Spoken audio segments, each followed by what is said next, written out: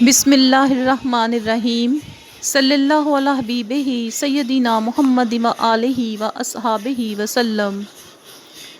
حضرت سید عبد القادر جیلانی رحمۃ اللہ علیہ نے ایک مرتبہ فرمایا کہ جب پہل میں نے عراق کے بیابانوں میں قدم رکھا تو میری ملاقات ایک نورانی صورت شخص سے ہوئی جسے میں نے پہلے کبھی نہیں دیکھا تھا۔ اس شخص میں ایک عجیب طرح کی کشش تھی اور میری فراست باطنی کہتی تھی کہ یہ شخص عالم غیب سے ہے۔ اس شخص نے مجھے کہا کہ کیا آپ میرے ساتھ رہنا چاہتے ہو؟ میں نے ہاں میں جواب دیا تو اس شخص نے کہا کہ پھر عہد کرو کہ میری مخالفت نہیں کرو گے اور جو میں کہوں گا اس پر عمل کرو گے، یعنی ہر معاملے میں بلا سوچے سمجھے میری اطاعت کرو گے۔ میں نے کہا بہتر، میں آپ کی مخالفت نہ کرنے اور آپ کا کہا ماننے کا عہد کرتا ہوں۔ اب اس شخص نے کہا کہ اچھا تو پھر اسی جگہ بیٹھے رہنا جب تک میں آپ کے پاس واپس نہ آؤں، آپ یہاں سے کہیں نہ جانا۔ یہ کہہ کر وہ چلا گیا اور میں وہاں بیٹھ کر عبادت الہی میں مشغول ہو گیا، حتیٰ کہ 1 برس گزر گیا۔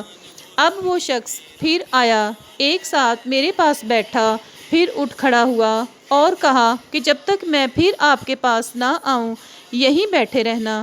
یہ کہہ کر وہ چلا گیا اور میں وہیں بیٹھ گیا۔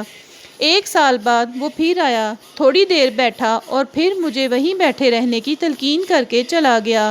جب تیسرا برس بھی گزر گیا تو وہ شخص پھر نمودار ہوا، اس کے پاس روٹی اور دودھ تھا۔ اب اس نے کہا کہ آپ تو اپنے وعدے کے بڑے پکے نکلے ہیں، میں آپ کو دعوت دیتا ہوں۔ میرا نام خضر علیہ السلام ہے، مجھے حکم ہوا ہے کہ روٹی اور دودھ آپ کے ساتھ بیٹھ کر کھاؤں۔